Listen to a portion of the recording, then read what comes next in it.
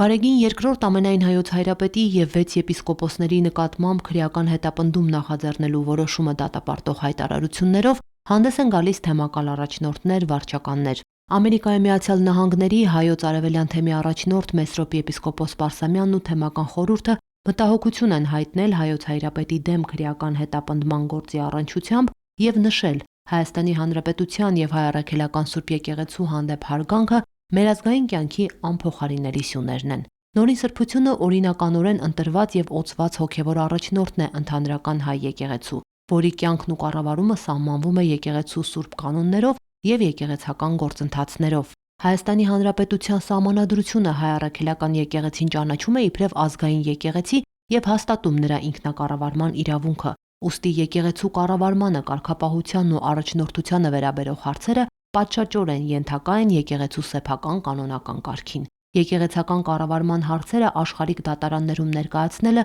հակասում են դարավոր նախադեպերին և հայ եկեղեցու ինքնակառավարման իրավունքի սահմանադրական սկզբունքին, նշված է Ամերիկայի Միացյալ Նահանգների հայոց արևելյան թեմի առաջնորդի և թեմական խորհրդի հայտարարության մեջ։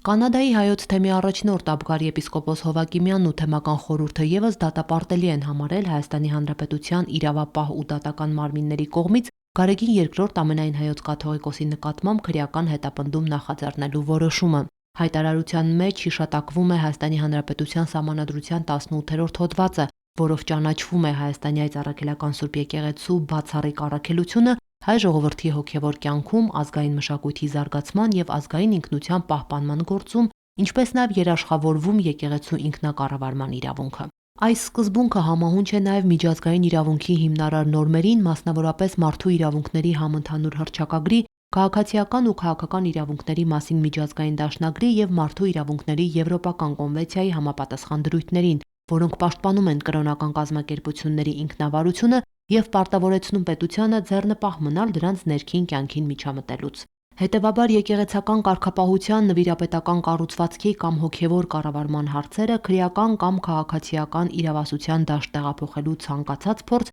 իրավական սահմանափակումների անհիմն կիրառում է, որը հակասում է պետություն-եկեղեցի հարաբերությունների ձևավորված սկզբունքներին և խախտում Հայաստանի Հայ Առաքելական Սուրբ Եկեղեցու ինքնավարության սահմանադրական ու միջազգային իրավական երաշխիքները։ Սա դատավարություն չէ, սա աննախադեպ բարոյական ահաբեկչություն է օրվա իշխանավորների ձեռքով 1700-ամյա քրիստոնեական պատմություն ունեցող սեփական ժողովրդի հանդեպ, այսպիսի հայտարարություն է տարածել Ռուսաստանի և Նոր Նախիջևանի հայոց թեմի թեմական խորհուրդն ու հոգևորականաց դասը։ Սա ինքնության եղեռնագործություն է, քանզի իդեմս ազգընտիր կահակալի ու հոգևորականների դատում են հայ ժողովրդին, ոտնահարում Հայաստանի Հանրապետության Սահմանադրությունը, խղճի ու կրոնի ազատության միջազգային օրենքները։ Սա դատավարություն չէ, այլ անհավատների հաշվեհարդար, որը վկայում է բռնապետական իշխանավորների բացահայտ հակաեկեղեցական ու հակապետական կեցվածքի մասին։ Ուստի այսօր, երբ պետական լծակներն օգտագործվում են հոգևորականների և այլակարծության դեմ որպես պատժիչ գործիք, երբ իշխանավորները հանրային կարծիքը ձևավորում են պիտակավորման, կեղծիքի, զրպարտության և վախի միջոցով, յուրաքանչյուր հայրենասեր քրիստոնյա պարտավոր է լինել առաջնագծում, պայքարելու անարդարության ու ապօրինության դեմ, հանուն մեր ինքնության, սրբությունների ու արժանապատվության պահպանման, ասված է Ռուսաստանի և Նոր Նախիջևանի հայոց թեմի թեմական խորհրդի և հոգևորականների հայտարարության մեջ։